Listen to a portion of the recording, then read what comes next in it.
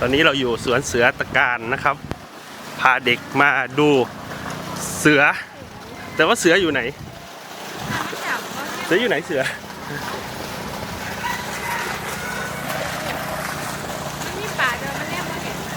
เห็นไหมไอจีเห็นปลาไหมนู่นปลาตัวนั้นมาแล้วนู่นมาแล้วนู่นปลากำลังมาไอจีนู่นปลากำลังมาหนู